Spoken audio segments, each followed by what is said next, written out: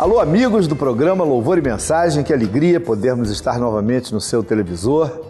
Esse programa é um programa patrocinado pela nossa igreja, Igreja Missionária Evangélica Maranata.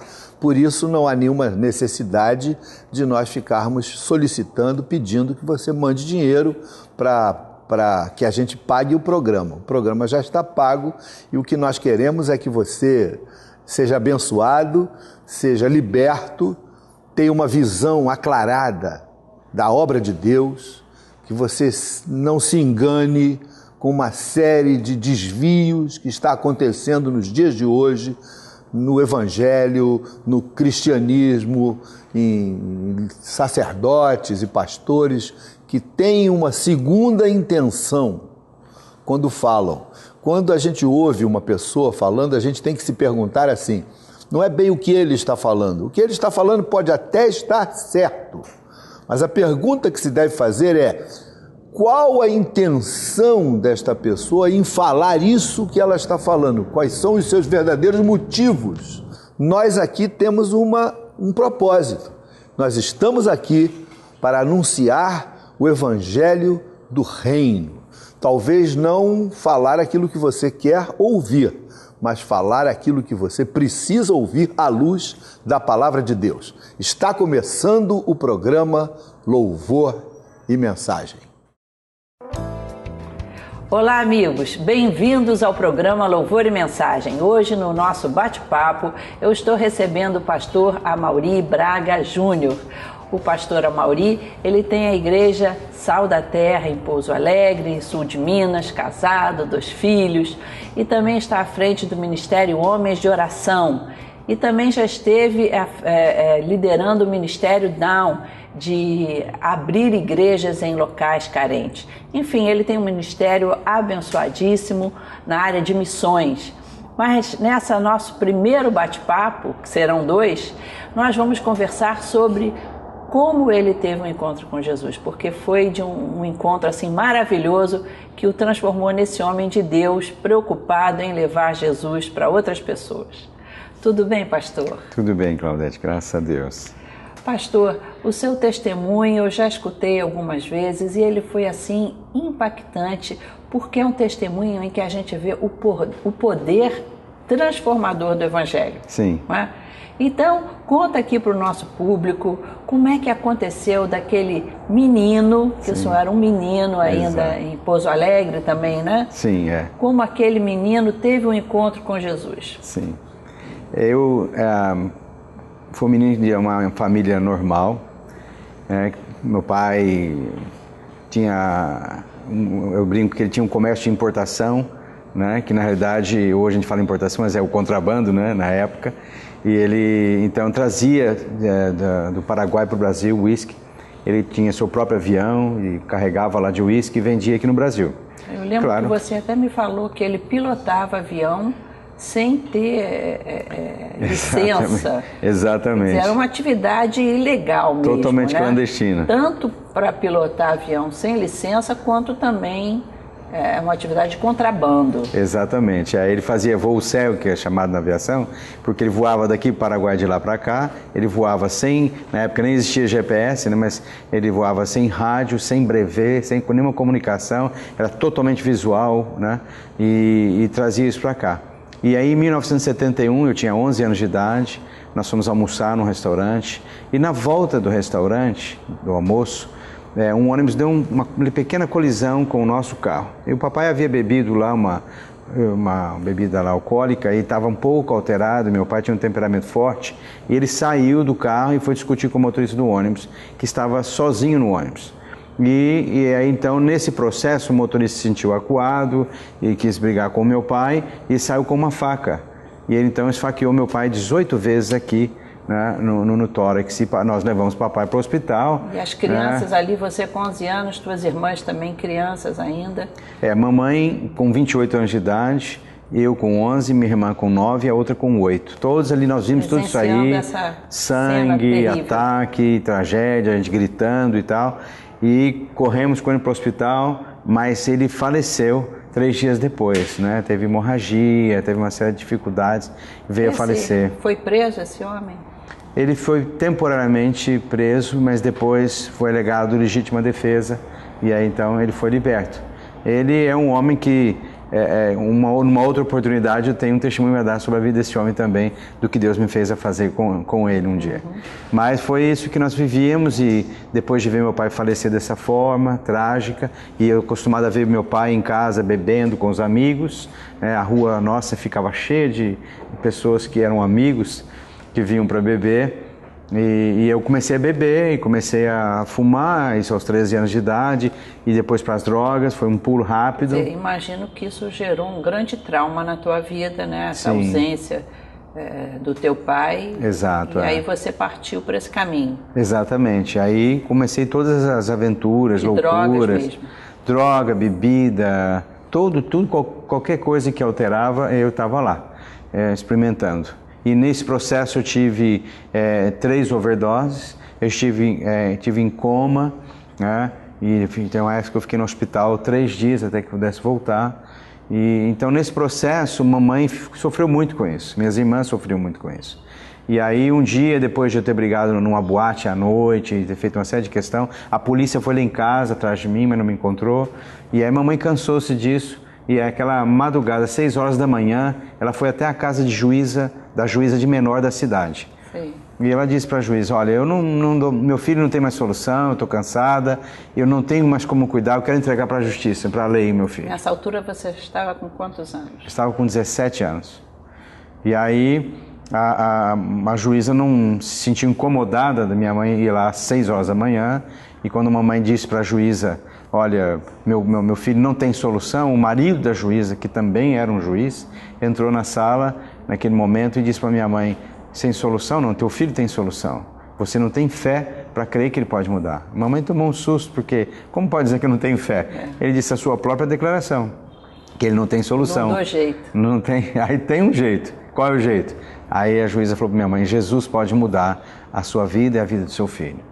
E foi quando então mamãe creu naquela palavra que Jesus podia e pode transformar a vida de uma pessoa.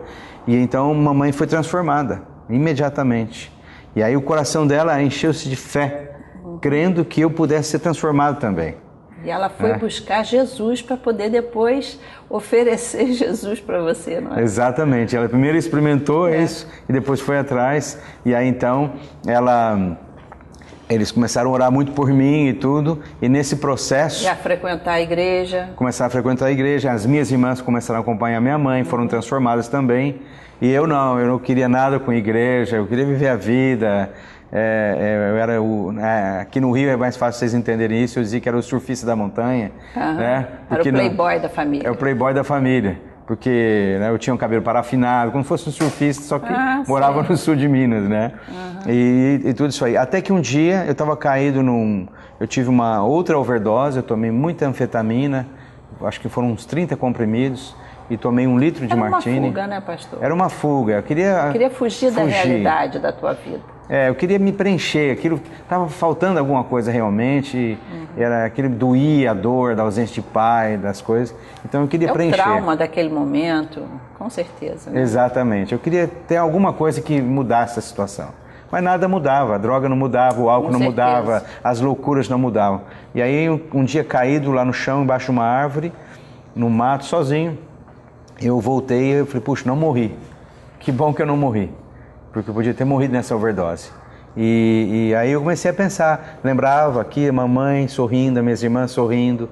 Eu disse, eu acho que é isso que eu preciso, aquele sorriso, aquela alegria que elas têm. Aí eu falei, depois que eu pude me recuperar, voltei para casa e disse para minha mãe, olha, eu quero ir só fazer uma visita na igreja que falam de Jesus lá e tal. Mas eu fui, e naquele domingo, aquela palavra de Jesus transforma entrou no meu coração, e eu criei naquilo lá, e foi onde eu fui transformado radicalmente.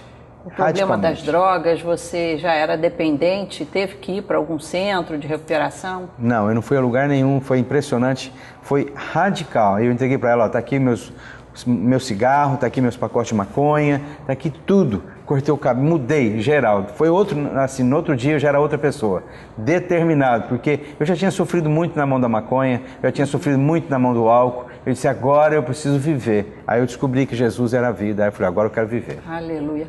Você já tinha tido problemas com a polícia, processos? Eu tive um processo por brigas em boates, agredir pessoas dentro da boate, bater em pessoas, ferir pessoas. E a polícia, então, abriu isso aí. E como eu era menor, então corria de uma outra forma. E aí na cidade tinha um promotor, um homem muito, muito bom, mas ele era um cara muito sério, um bom promotor. Então, depois, quando eu tive essa experiência com Jesus, aí foi no processo que eu me tornei maior de idade. Então, ele mandou fazer diligências a meu respeito, né, para investigar, saber como eu, de fato, eu havia mudado no trabalho, na escola, com os vizinhos. E após fazer todas essas diligências, ele escreveu na parte final, na última página do processo, pedindo um arquivamento.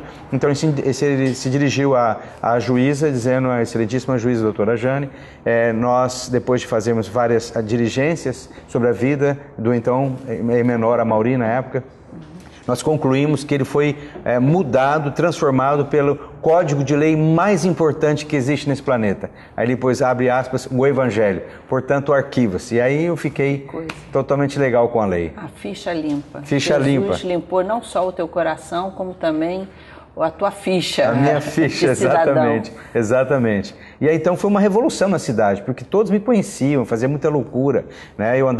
Eu pegava a motocicleta, andava nu de motocicleta no centro da cidade. Então era assim, coisas terríveis que eu fazia e de repente as pessoas me veem transformado. O impacto de você transformado, isso gerou uma credibilidade ao que depois você vinha testemunhar. Exato. Quando você, jovem, chegava para um outro jovem e dizia, olha, Jesus pode mudar, isso gerava um impacto. Sem dúvida, porque eles me conheciam antes. Então eu pude compartilhar para muitos jovens, muitos tiveram experiência com Jesus, graças a Deus. Alguns, infelizmente, não tiveram, faleceram com droga ou com HIV, né? Foram contaminados, mas muitos são hoje transformados, estão servindo a Jesus, inclusive. O Evangelho transforma ainda hoje, né? O Evangelho transforma. É importante, pastor, as pessoas que estão nos assistindo, eu imagino quantas mães têm filhos nessa situação, às vezes esposo, filhas mesmo em situação de drogas, de rebelião, dando trabalho aí, e que acham que não existe solução.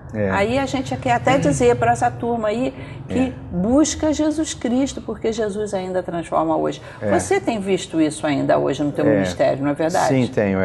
São duas coisas que eu queria dizer a respeito disso aí. Primeiro, muitas mães me procuravam depois com filhos drogados, mas às vezes a atitude errada. Ela queria dizer, eu tenho um filho drogado, vê se Jesus transforma o meu filho. Mas a vida dela em si não havia sido transformada. No meu caso, eu pude ver Jesus transformou a vida da minha mãe. Verdade. Então o impacto foi muito maior na minha vida. Com certeza. Então você, mãe ou pai que está assistindo, né? Lembre-se disso. O seu filho ou sua filha, você tem que ver a transformação na sua vida. Que um Jesus que você quer apresentar para ele tem que ser real na tua vida. Com certeza. Né? Não é ele pegando aquele filho e passando o problema às vezes para a igreja. Toma aí a vida do meu filho, resolve. Exatamente. Não, é a família junta vendo que Jesus Cristo faz uma transformação real. Exatamente, Então isso traz um impacto muito maior. E aí você então sentiu o chamado de Deus para ser pastor? Sim, aí eu queria ajudar todo mundo. Eu saía para as ruas, pegando gente na rua, querendo ajudar de todas as formas. E aí então eu quis me preparar mais para poder servir melhor, né? Ter mais conhecimento da Bíblia e tudo. Já então, hoje pastor há quantos anos? 30 anos agora. Vai. E nós vamos fazer um programa falando desse teu ministério lindo de homens de oração, porque não cabe mais nisso. Agora, pastor, se você conseguir falar rapidinho, eu fiquei muito curiosa de saber. Você disse que depois você procurou o homem que assassinou o teu pai e que foi também absolvido porque foi legítima defesa, mas você, depois de ter um encontro com Jesus, você procurou esse homem. Sim, foi porque eu já era pastor. E aí Deus falou no meu coração, Amaury, você me serve, você é pastor, mas você tem ódio no seu coração contra uma pessoa, o homem que matou seu pai. Aí aquilo foi muito forte dentro de mim. Eu disse, Senhor, mas ele matou meu pai. Deus disse, você tem que perdoá-lo. E aí, depois de horas de choro diante de Deus, aí eu falei, tá bom, Senhor, eu o perdoo eu o perdoei. E aí Deus falou, bom, então agora você vai procurá-lo e vai dizer a ele, você matou meu pai, mas eu te perdoei. E aí então eu fiz esse processo, fui até ele, né, para falar para ele que eu o havia perdoado, né? Foi algo bonito que Deus fez, mas dentro de mim foi uma cura maravilhosa, uma libertação. Que coisa linda. Jesus te transformou, com certeza. Obrigado, pastor, pela sua presença no nosso programa. Sim. E eu gostaria de lembrar a vocês que o pastor Amaury também estará no programa do próximo sábado, falando desse ministério de oração, homens de oração. E você está vendo um telefone aí na nossa telinha. Ligue para nós, temos um grupo de pessoas aqui aguardando a sua ligação para orar com você ou te informar um pouco melhor dos nossos endereços. Mas continue ligado, o programa não terminou, você vai escutar uma mensagem abençoadora sobre esse Jesus que transforma os corações ainda hoje.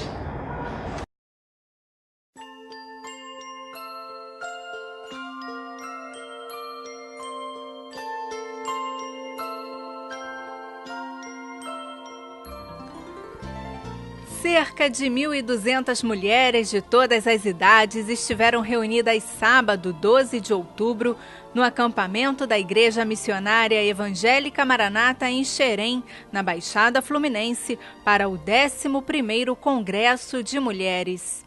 Com o tema Alegria Completa, o evento teve preleções no templo para aproximadamente 1.000 mulheres casadas e no auditório, mensagens específicas para as solteiras. O louvor foi ministrado pela pastora Meire Pérez e pelos irmãos das nossas igrejas de Duque de Caxias e Jardim Primavera.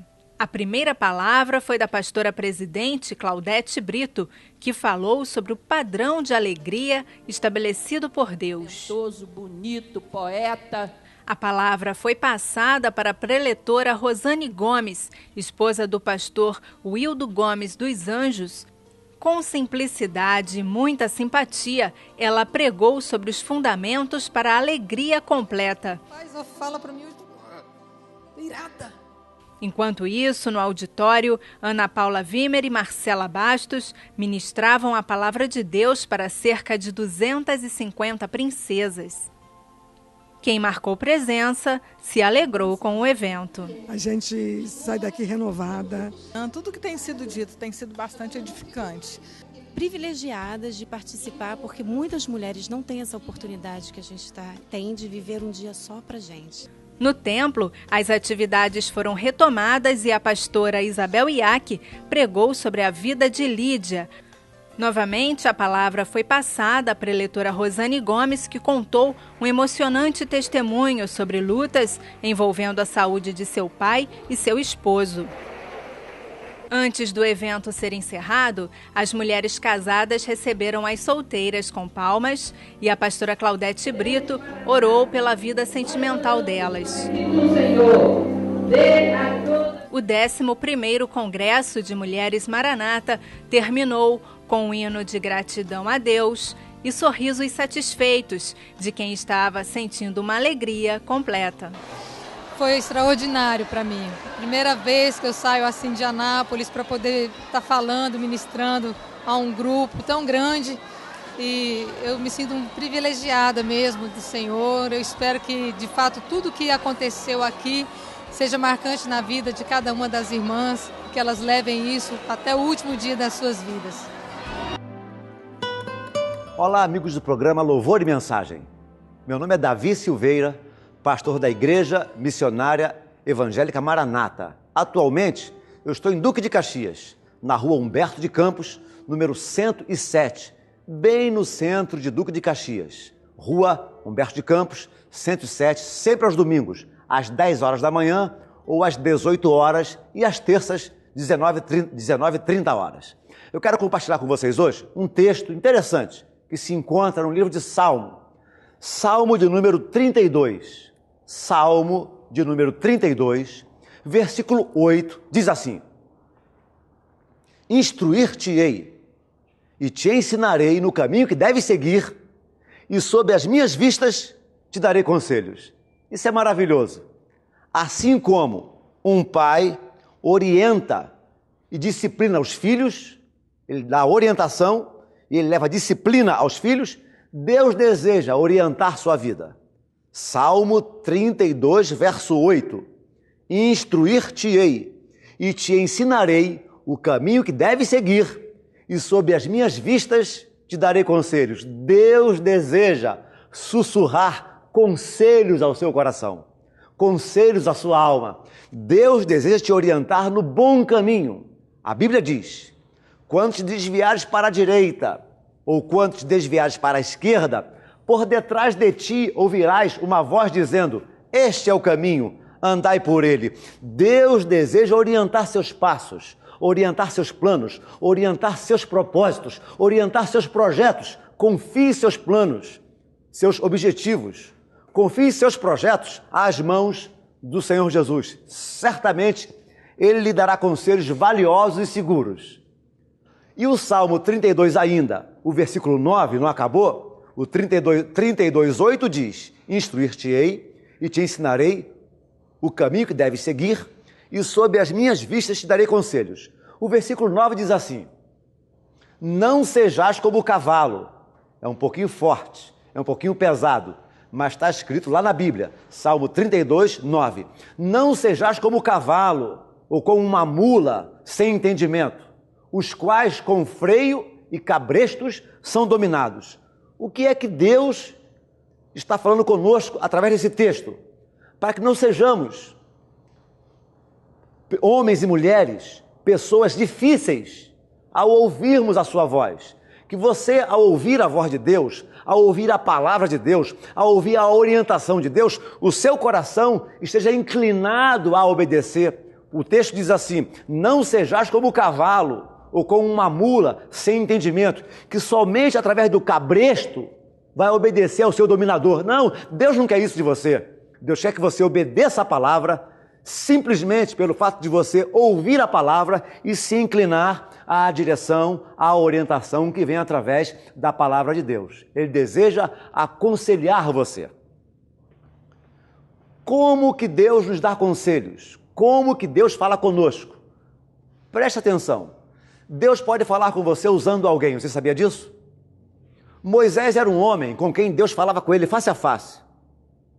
A respeito de Moisés, Deus falou assim: com os outros eu falo com enigmas, eu falo em visões, eu trago uma revelação, mas com Moisés, meu servo, eu falo com ele tete a tete, eu falo com ele face a face. Isso é maravilhoso. Deus falava com Moisés face a face. Mas, apesar de Deus falar com Moisés face a face, Jetro, o sogro de Moisés, se aproxima de Moisés e dá uma orientação para ele: Moisés, o que você está fazendo não é bom. Moisés ficava desde a manhã até a noite atendendo o povo. Todas as causas do povo, as pessoas compareciam diante de Moisés para terem as suas lides resolvidas. Jetro olhou aquela posição de Moisés e falou assim: Moisés, o que você está fazendo não é bom. O que você faz, Moisés, não é bom. Pois bem, Moisés poderia falar assim: ô Jetro, Deus fala comigo. Se Deus quiser mudar o meu ministério, a minha forma de agir, Deus falará comigo. Eu vejo as pessoas por muito menos fazendo isso, batendo no peito, dizendo assim: Deus fala comigo. Deus falava com Moisés? Sim, Deus falava com Moisés. Mas apesar de Deus falar com Moisés, ele não rejeitou a orientação de Jetro. Jetro disse: Moisés, o que você está fazendo não é bom. E Jetro falou então: Moisés, chama líderes de 1000, líderes de 100, líderes de 50, líderes de 10, e você vai atender apenas as causas mais difíceis. E não é que Moisés atendeu ao conselho de Moisés?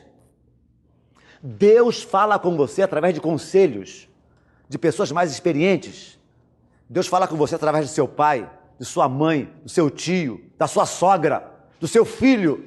Deus deseja falar com você: instruir-te-ei e te ensinarei o caminho que deves seguir, e sob as minhas vistas te darei conselhos. Deus certamente deseja usar pessoas para falar com você.